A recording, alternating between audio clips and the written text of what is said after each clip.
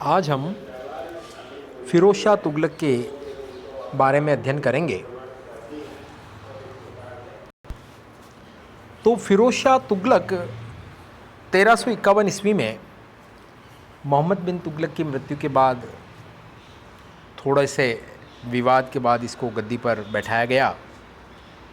इसका 37 वर्ष का जो शासनकाल था वो शांति और सुव्यवस्था का काल माना जाता है।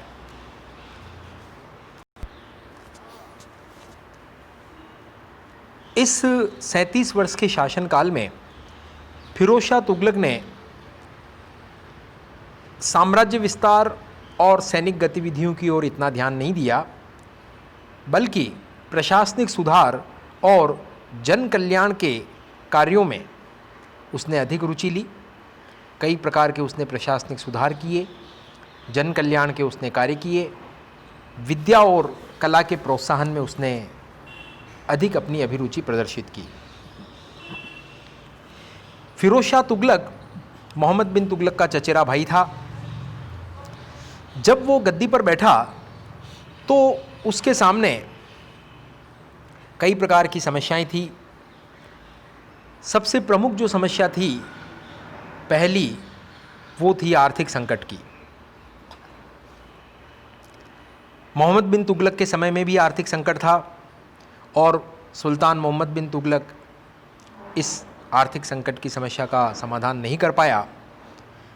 उल्टा मोहम्मद बिन तुगलक ने जो प्रशासनिक योजनाएं बनाई और सैनिक अभियानों पर जो खर्च किया, वो सब कुछ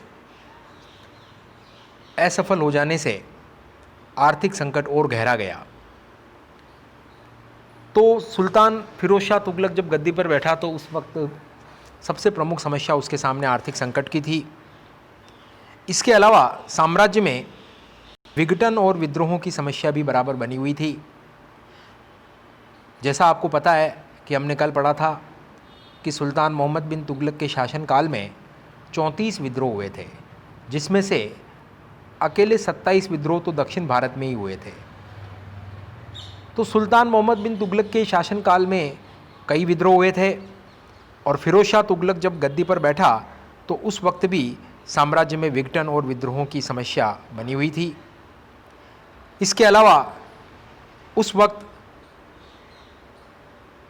प्रजा के अंदर अमीरों में और उलेमाओं में असंतोष था, क्योंकि पूर्व सुल्तान मोहम्मद बिन तुगलक की नीतियों से प्रजा परेशान हो गई थी।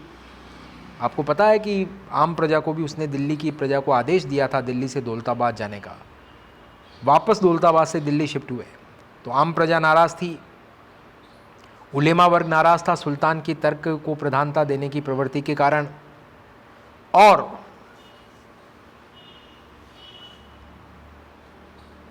अमीर वर्ग भी, जो तुर्की अमीर वर्ग था, वो भी नाराज़ था, क्योंकि सुल्तान मोहम्मद बिन तुगलक ने निम्न वर्ग के लोगों को प्रशासन में उच्च पद दे दिए थे। यहाँ तक कि जैनियों और हिंदुओं को भी प्रशासन में उच्च पद उसने दिए थे। तो प्रजा में, अमीर वर्ग में, उलेमा वर्ग में, सब में असंतोष था। तो जब सुल्तान फ़िरोज़ शाह तुगलक गद्दी पर बैठा तो उस वक्त इस असंतोष से कैसे पार पावें, ये उसके सामने एक समस्या थी। सुल्तान की छवि भी धूमिल पड़ी थी, सुल्तान की छवि को भी सुधारना था। गद्दी पर उसका कोई प्रत्यक्ष अधिकार नहीं था। जब वो गद्दी पर बैठा तो उस वक्त थोड़ा सा विवाद हुआ था। ख्वाजा जहाँ ने एक अल्पायु बालक को सुल्तान मोहम्मद बिन तुगलक का पुत्र घोषित करके दिल्ली में सिंहासन पर बिठा दिया था। ऐसी स्थिति में उलेमाओं एवं सामंतों के सहयोग से फ़िरोज़ शाह तुगलक ने इस समस्या का समाधान किया और गद्दी पर काबिज़ हुआ। तो गद्दी पर बैठते वक्त उसको सहयोग लेना पड़ा था अमीर वर्ग का, उलेमा वर्ग का। अमीर वर्ग का मतलब सामंत वर्ग का, और उलेमा वर्ग का, दोनों का सहयोग प्राप्त करके ही वो गद्दी पर बैठा था। इस कारण फ़िरोज़ शाह तुगलक ने ये भली भांति समझ लिया कि ये जो सामंत वर्ग है और उलेमा वर्ग है, ये बड़े शक्तिशाली वर्ग हैं। इनकी अवहेलना करके शांतिपूर्ण ढंग से शासन चलाया नहीं जा सकता। अतः फिरोज शाह तुगलक ने अपने शासनकाल में विभिन्न वर्गों के प्रति तुष्टीकरण की नीति अपनाने का निश्चय किया। उसने सामंतों को खुश रखने का प्रयास किया, उलेमा वर्ग को खुश रखने का प्रयास किया, आम मुस्लिम प्रजा को खुश रखने का प्रयास किया। सभी के प्रति उसने तुष्टीकरण की नीति अपनाई। उसके शासनकाल में आर्थिक सुधारों को महत्वपूर्ण स्थान दिया गया। जन कल्याणकारी कार्य उसके द्वारा काफ़ी किए गए और विद्या का संरक्षण उसके द्वारा दिया गया। वो विद्यानुरागी था। अतः फिरोज शाह तुगलक ने विद्या एवं कला को प्रोत्साहन दिया। इन सब उपायों की समकालीन इतिहासकार अफीफ ने बड़ी प्रशंसा की है। अन्य इतिहासकारों ने भी फिरोज शाह तुगलक को एक आदर्श मुस्लिम शासक माना है। उसे अकबर के पूर्वगामी मुस्लिम शासकों में सबसे महान शासक भी कहा जाता है, लेकिन ये विचार थोड़ा अतिशयोक्तिपूर्ण है।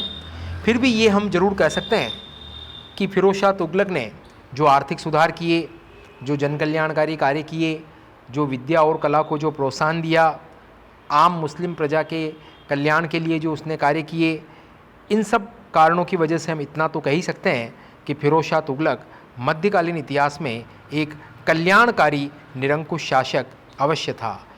बेनोवोलेंट डेस्पॉट रूलर, कल्याणकारी निरंकुश शासक हम उसको मान सकते हैं।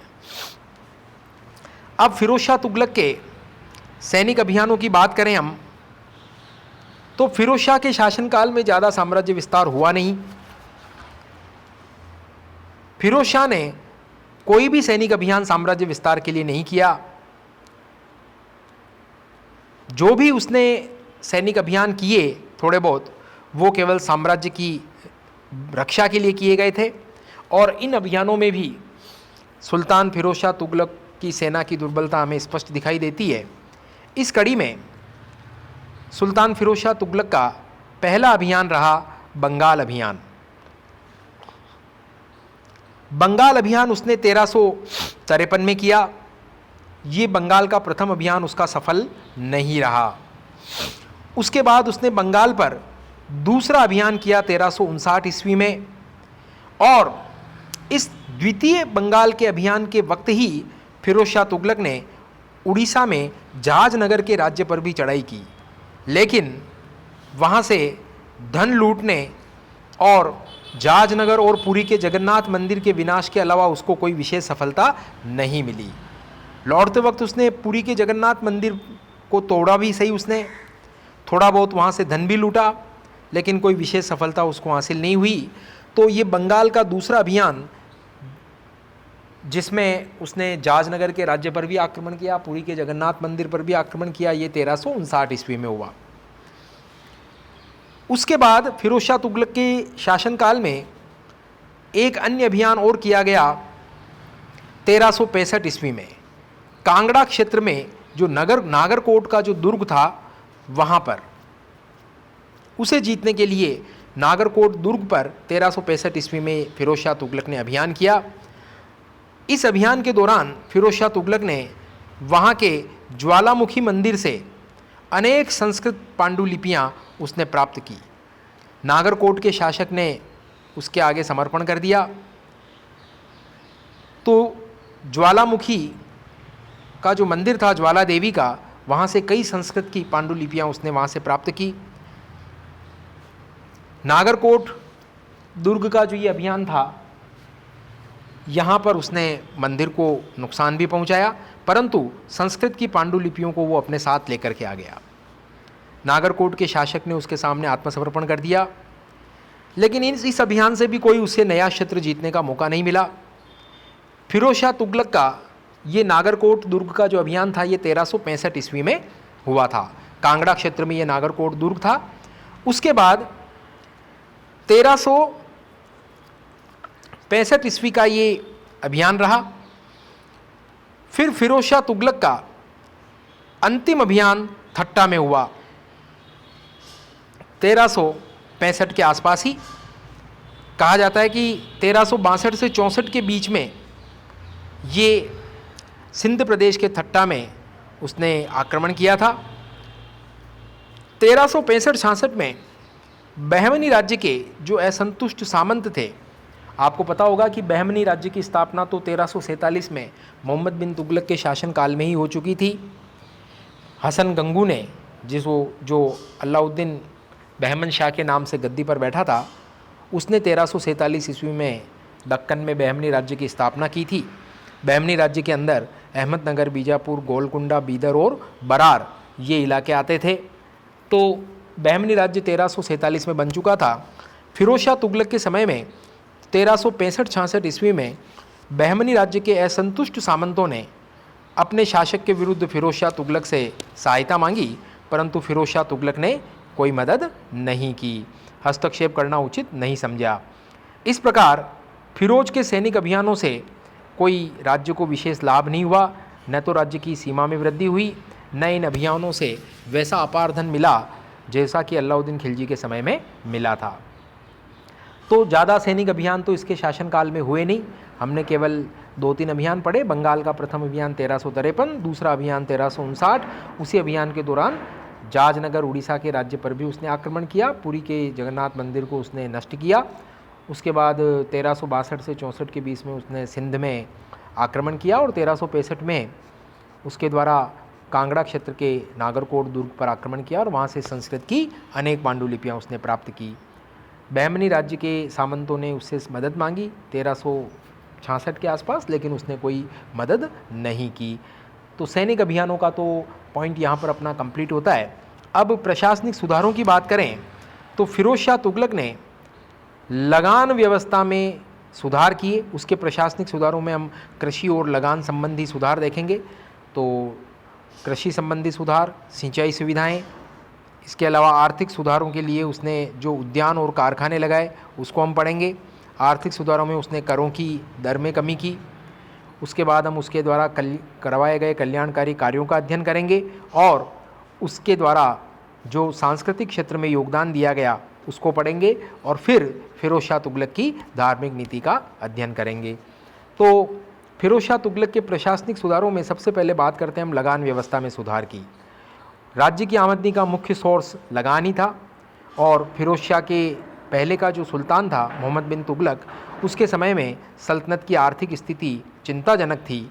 ऐसी स्थिति में मोहम्मद बिन तुगलक ने जो अपनी 3 प्रशासनिक योजनाएं और 2 जो सैनिक अभियान जो उसने प्लान किए, उस पर अत्यधिक खर्च हो गया पैसा, जिससे राजकोष पर बहुत ज़्यादा बोझ था। अतः फिरोज तुगलक के लिए अनिवार्य था कि वो राज्य की आमदनी में वृद्धि करे। यहाँ पर फिरोज तुगलक ने राज्य की आमदनी में वृद्धि करने के लिए जनता पर नए कर लगाना उचित नहीं समझा। वो ये मानता था कि राज्य के खजाने में वृद्धि करने के लिए जनता पर अधिक कर नहीं लगाया जाना चाहिए। तो फिर क्या करें? फिरोज शाह तुगलक का मानना था कि अगर जनता पर अधिक कर लगा दिए तो वो जनता के बीच में अलोकप्रिय हो जाएगा, क्योंकि उसको ये पता था कि मोहम्मद बिन तुगलक ने लगान में वृद्धि का जो प्रयास किया था वो असफल हो चुका था। अतः फिरोज शाह तुगलक ने राज्य की आमदनी कैसे बढ़ावें, इसके लिए उसने काम करना शुरू किया। इस दृष्टि से उसने सबसे पहले राज्य की आमदनी का प्रामाणिक ब्यौरा तैयार करने के लिए ख्वाजा हैसामुद्दीन को नियुक्त किया। ये बड़ा इम्पोर्टेंट पॉइंट है कि वो ये जानना चाहता था कि मेरे खजाने में वार्षिक आमदनी होती कितनी है। तो राज्य की आमदनी का प्रामाणिक ब्यौरा तैयार करने के लिए उसने ख्वाजा हैसामुद्दीन को नियुक्त किया। ख्वाजा हैसामुद्दीन ने लगान की आमदनी जो बताई वो उसने बताई 6 करोड़ 78 लाख टंका कि इतनी आमदनी लगान से प्राप्त होती है। तो अब फिरोज शाह तुगलक को पता पड़ चुका था कि मेरी राज्य में लगान से होने वाली आमदनी कितनी है। अब इसकी वसूली के लिए फिरोज शाह तुगलक ने कुशल ढंग से प्रयास किए। लगान की दर में उसने कोई बढ़ोतरी नहीं की, दर उसकी पूर्ववत बनी रही, जो उपज का 1/3 भाग था। परंतु फुतवाते फिरोज शाही ग्रंथ में ये आता है कि फिरोज शाह तुगलक के समय में लगान की दर उपज का 5वां भाग थी, अर्थात 1/5वां भाग थी। तो सबसे पहले उसने ख्वाजा हैसामुद्दीन की मदद से राज्य की लगान से प्राप्त आमदनी को उसने कैलकुलेट करवाया। 6,78,00,000 टन का उसको पता पड़ गया कि इतनी वार्षिक आमदनी मुझे लगान से होती है। लगान की दर में उसने कोई वृद्धि नहीं की। उपज का तीसरा हिस्सा अमूमन माना जाता है उसका लगान की दर थी, परंतु फुतवाते फिरोजशाही कहती है कि फिरोज शाह तुगलक के समय में लगान की दर उपज का 5वां भाग थी। अब फिरोज शाह तुगलक ने कृषि उत्पादन में वृद्धि के लिए सिंचाई के साधनों का बड़ा उत्तम ढंग से प्रबंधन किया। आपको पता होगा कि दिल्ली सल्तनत का पहला सुल्तान था जिसने नहरें बनाने के क्षेत्र में काम किया, वो था गयासुद्दीन तुगलक। लेकिन फिरोज शाह तुगलक के समय में नहरों का निर्माण उत्तम तरीके से किया गया और व्यापक स्तर पर किया गया। फिरोज शाह तुगलक ने कृषि उत्पादन में वृद्धि के लिए सिंचाई के साधन विकसित करना जरूरी था। इसके लिए उसने नहरों का विकास करवाया। फिरोज शाह तुगलक ने वर्तमान दिल्ली और हरियाणा के क्षेत्र में लगभग 11 नहरों का निर्माण करवाया, जिनसे 160 वर्ग मील इलाके में सिंचाई के लिए पानी उपलब्ध हुआ। तो दिल्ली और हरियाणा के इलाके में उसने 11 नहरें बनवाई और इन 11 नहरों के पानी से 160 वर्ग मील एरिया में सिंचाई हो जाती थी। कुएं और जलाशय भी उसने बनवाए ताकि जिन क्षेत्रों में नहरों से सिंचाई नहीं हो वहाँ पर भी सिंचाई की व्यवस्था हो सके। तो फिरोज शाह तुगलक के द्वारा जो नहरें बनवाई गई, कुएं खुदवाए गए, जलाशय खुदवाए गए, इन सब उपायों से कृषि उत्पादन में वृद्धि हुई। और कृषि उत्पादन में जब वृद्धि हुई तो किसान वर्ग लाभान्वित हुआ, सामान्य जनता लाभान्वित हुई और राज्य भी लाभान्वित हुआ। इसके बाद फिरोज शाह तुगलक ने राज्य की आमदनी बढ़ाने का एक और नया उपाय किया। उसने 1200 फलों के बगीचे लगवाए और इन बगीचों से प्राप्त फलों को बाजार में बेचकर वो प्रतिवर्ष 1,80,000 टन का प्राप्त करने लगा। तो ये 1,80,000 टन का की आमदनी उसे अतिरिक्त रूप से होने लगी 1200 फलों के बगीचों के फलों को बाजार में बेचकर प्राप्त धन से। इसके अलावा फिरोज शाह तुगलक ने क्या किया, शाही कारखानों में अतिरिक्त उत्पादन का उसने प्रबंध करवाया। जो राजकीय कारखाने थे उसमें अतिरिक्त उत्पादन हो ऐसी उसने व्यवस्था करवाई और राजकीय कारखानों से प्राप्त सामग्री को बाजार में बेचकर राज्य के लिए धन प्राप्त किया। इन सब उपायों के परिणाम स्वरूप फिरोज शाह तुगलक ने न केवल आर्थिक संकट पर नियंत्रण पाया बल्कि राजकोष की स्थिति को भी उसने सुदृढ़ कर लिया। अब राज्य की जब आर्थिक स्थिति थोड़ी उन्नत हुई तो फिर फिरोज शाह तुगलक ने कर प्रणाली में भी सुधार किया। उसने अनेक आपत्तिजनक करों को समाप्त कर दिया। कहा जाता है कि फिरोज शाह तुगलक ने 23 गैर इस्लामिक करों को समाप्त कर दिया था। कितने? 23 गैर इस्लामिक करों को उसने माफ़ कर दिया, समाप्त कर दिया। केवल शरिया जिन 4 महत्वपूर्ण करों की इजाज़त देता था शरीयत, उन्हीं को उसने जारी रखा। अब ये 4 कर कौन कौन से थे? जजिया, जकात, खिराज और खम्स। खिराज कहते थे भूमि कर को। ये गैर मुस्लिम किसानों की भूमि से भूमि कर जो प्राप्त होता था वो खिराज कहलाता था, जबकि मुस्लिम किसानों पर जो भूमि कर लगाया जाता था उसको कहते थे उस्र। तो फिरोज शाह तुगलक ने क्या किया कि एक तो खिराज को जारी रखा, गैर मुस्लिम किसानों के ऊपर उसने भूमि कर लगाया। भूमि कर की दर अमूमन उपज का 1/3 भाग थी। इसके अलावा उसने दूसरा कर कौन सा जारी रखा? जजिया। ये गैर मुसलमानों पर लगने वाला कर था। साम्राज्य में, मुस्लिम साम्राज्य में रहने के लिए ये जजिया देना पड़ता था, तो जजिया की वसूली उसने जारी रखी। और जकात, प्रत्येक मुसलमान अपनी आमदनी का 40वां भाग धार्मिक दान पुण्य के लिए निकालता था, उस भाग को कहते थे जकात। तो जकात को भी उसने जारी रखा। और इसके अलावा खम्स, जो युद्ध में लूट के दौरान जो माल प्राप्त होता था उसे कहते थे खम्स। खम्स की दर उसने, मोहम्मद बिन तुगलक ने तो 80% राजकीय खजाने में ले रहा था और 20% सैनिकों में बांट रहा था, लेकिन फिरोज शाह तुगलक ने खम्स की दर को बदल दिया, वापस पूर्ववत कर दी। अर्थात युद्ध में जितना लूट का माल प्राप्त होता था उसका 80% भाग तो उसने सैनिकों में बांटना शुरू कर दिया। जिन सैनिकों ने ये लूट का माल प्राप्त किया था, 80% तो उनको देना शुरू कर दिया और 20% सरकारी खजाने में लेना तय किया। तो उसने 23 इस्लामिक करों को, गैर इस्लामिक करों को समाप्त कर दिया और केवल 4 कर ही उसने जारी रखे, जजिया, जक़ात, खिराज और खम्स। इसके अलावा फिरोज शाह तुगलक ने नहरों के द्वारा जो सिंचित क्षेत्र था उस क्षेत्र पर सिंचाई कर भी लगाया, जिसको हक ए शर्ब कहते थे। तो सिंचाई कर जो होता था वो उपज का 1/10वां भाग उसकी दर होती थी। तो सिंचाई कर किसने लगाया? सुल्तान फिरोज शाह तुगलक ने। इसकी दर कितनी थी सिंचाई कर की? उपज का 1/10वां भाग। और सिंचाई कर को क्या कहते थे? हक ए शर्ब कहते थे। फिरोज शाह तुगलक के जो ये उपाय थे, ये राज्य को इससे आर्थिक लाभ भी पहुंचा और जनता के बीच सुल्तान की लोकप्रियता भी बढ़ी। और इन सुधारों के लिए ही फिरोज शाह तुगलक की प्रशंसा समकालीन एवं आधुनिक इतिहासकारों ने की है। फिरोज शाह तुगलक ने ये आर्थिक सुधार करके खजाने की स्थिति को तो सुधारा, इसके अलावा उसने लोकप्रियता जो प्राप्त की वो कल्याणकारी कार्यों के रूप में की। उसने कई कल्याणकारी कार्य किए। फिरोज शाह तुगलक ने क्या किया कि एक दीवाने खैरात विभाग की स्थापना की। ये दीवाने खैरात एक प्रकार का दान विभाग होता था। इस दीवाने खैरात विभाग का काम क्या होता था?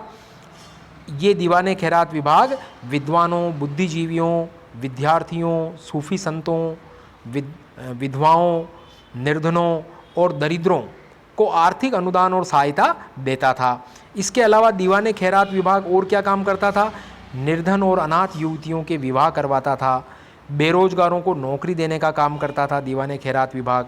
और क्या करता था दीवाने खैरात विभाग? निर्धनों को मुफ्त भोजन करवाता था, सरकारी खर्च पर उपचार की व्यवस्था करवाता था। यात्रियों की सुविधा के लिए ये दीवाने खैरात विभाग सराय और सड़कें बनवाता था। निर्धनों को मुफ्त खाना देने के लिए लंगर चलाता था। इसके अलावा पशुओं के लिए उपचार केंद्रों का निर्माण भी करवाता था। तो ये सारे कार्य फिरोज शाह तुगलक ने करवाए। तो ये जो कल्याणकारी कार्य थे, आप ये देखिए कि पशुओं के लिए भी उसने उपचार केंद्र निर्मित करवाए फिरोज शाह तुगलक ने। ये सारे उपाय बड़े महत्वपूर्ण थे क्योंकि इसके पहले सल्तनत के किसी भी शासक ने प्रजा हित के लिए इतने व्यापक स्तर पर कार्य नहीं किए थे। फिरोज शाह तुगलक ने कल्याणकारी कार्यों के अलावा सांस्कृतिक क्षेत्र में भी योगदान किया।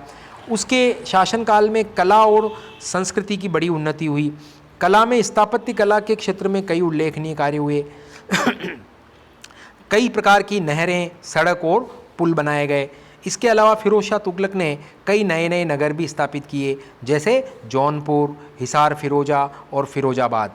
ये जौनपुर, हिसार फिरोजा और फिरोजाबाद, ये 3 नगर फिरोज शाह तुगलक के द्वारा स्थापित करवाए गए थे। इसके अलावा फिरोज शाह तुगलक ने क्या किया कि राजधानी दिल्ली में अनेक मस्जिदें, मदरसे और मकतब उसने स्थापित करवाए और अपना एक मकबरा भी उसने बनवाया और एक शिकारगाह भी उसने दिल्ली में बनवाई।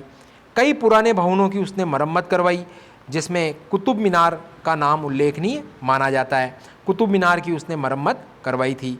फिरोज शाह तुगलक ने अपने दरबार में 2 प्रसिद्ध इतिहासकारों को शरण दी, जिसमें एक तो था जियाउद्दीन बर्नी और दूसरा था शमशे शिराज अफीफ। इन दोनों ही विद्वानों ने तारीख़ फिरोजशाही नामक पुस्तक लिखी। दोनों की पुस्तक एक ही शीर्षक से प्रकाशित हुई, तारीख़ फिरोजशाही। शमशे शिराज अफीफ और जियाउद्दीन बर्नी दोनों ने तारीख़ फिरोजशाही लिखी। इसके अलावा फिरोज शाह तुगलक ने क्या किया? भारतीय दर्शन और चिकित्सा संबंधी जो संस्कृत की रचनाएं थी उनका फारसी में अनुवाद करवाया। फिरोज शाह तुगलक ने और क्या काम किया? धार्मिक नीति में उसने उलेमा वर्ग को खुश रखने के लिए कट्टरता का प्रदर्शन किया। उसने ब्राह्मणों पर भी 1378 ईस्वी में जजिया लगा दिया। कहा जाता है कि मोहम्मद बिन तुगलक के जो उदार धार्मिक दृष्टिकोण का रवैया था उससे धर्मांध मुसलमान नाराज़ थे। उलेमा वर्ग सुल्तान मोहम्मद बिन तुगलक के इस धार्मिक सहिष्णुता के दृष्टिकोण से नाराज़ था। तो फिरोज शाह तुगलक जब गद्दी पर बैठा तो वो उलेमा वर्ग को नाराज़ नहीं करना चाहता था। अतः खुद भी वो एक हिंदू माता की संतान था। अतः उलेमा वर्ग को खुश करने के लिए उसने स्वयं को इस्लाम के प्रति निष्ठावान और हिंदुओं के विरुद्ध आचरण का प्रदर्शन करने को वो प्रयासशील रहा, ताकि उस पर यह आरोप नहीं लगाया जाए कि वो एक अच्छा और धर्मनिष्ठ मुसलमान नहीं है। फिरोज शाह तुगलक ने शरीयत को प्रधान महत्व दिया। उसने इस्लाम धर्म के प्रचार प्रसार में विशेष अभिरुचि की। उसने इस्लाम विरोधी प्रचार को वर्जित कर दिया। धार्मिक कट्टरता का प्रदर्शन करते हुए उसने 1376 में ब्राह्मणों पर भी जजिया कर लगा दिया। अभी तक ब्राह्मण जजिया कर से मुक्त थे। हिंदुओं के विरुद्ध फिरोज शाह तुगलक ने दमनकारी उपाय किए। इस्लाम विरोधी प्रचार करने के आरोप में उसने एक ब्राह्मण को मृत्युदंड दिया था। इस्लामी शिक्षा के प्रचार के लिए उसने मस्जिदें बनवाई, मदरसे बनवाए और इस्लामी छात्रों को, मुस्लिम छात्रों को अनुदान दिए, छात्रवृत्तियों की व्यवस्था की। इस्लाम के विद्वानों को, जानकार विद्वानों को उसने संरक्षण दिया। इन सब कल्याणकारी उपायों से उसने मुस्लिम प्रजा की सुख सुविधा को विशेष महत्व दिया। ये कल्याणकारी कार्य मुख्यतः उन्हीं गतिविधियों से संबंधित थे जिन्हें इस्लाम में मान्यता प्राप्त थी, अच्छी दृष्टि से जिन्हें देखा जाता था इस्लाम में, वो कार्य उसने किए। जैसे निर्धन युवतियों का उसने विवाह करवाया, यात्रियों की सुविधाओं के लिए उसने सराएं, धर्मशालाएं बनवाई, रोजगार देने का उसने प्रबंधन किया। तो ये सारे उसके कल्याणकारी कार्य थे। धार्मिक क्षेत्र में मैंने बताया आपको कि उसने धार्मिक कट्टरता का प्रदर्शन किया। 1376 में उसने हिंदू ब्राह्मणों पर जजिया कर लगा दिया, जो अभी तक इस जजिया कर से मुक्त थे। इसके अलावा उसने इस्लाम विरोधी प्रचार के आरोप में एक ब्राह्मण को मृत्युदंड दे दिया। तो अन्य वर्गों से भी उसने जजिया की वसूली में विशेष रुचि दिखाई। उसने सैनिक अभियानों में मंदिरों को लूटा, उन्हें क्षति पहुंचाई। इसके अलावा मुसलमानों के बीच भी जो समुदाय रूढ़िवादी नहीं थे उनका उसने दमन किया।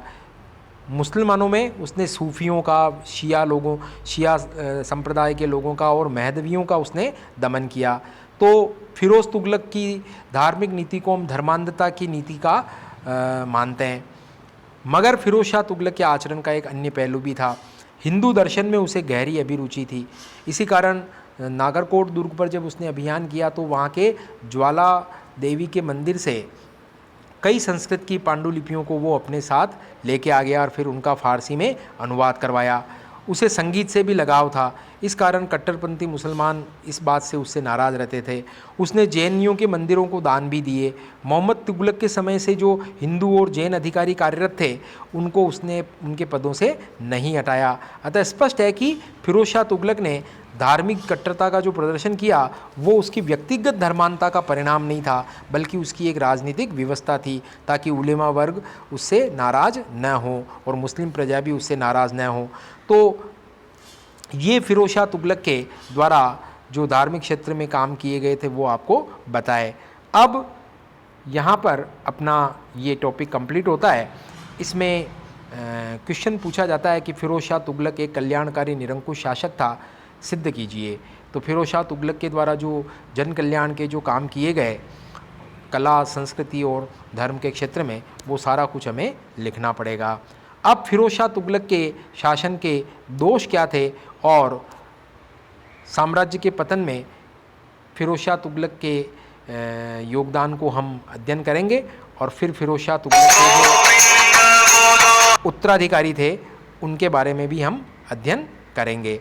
तो यहाँ पर आज अपना ये टॉपिक कंप्लीट होता है। धन्यवाद।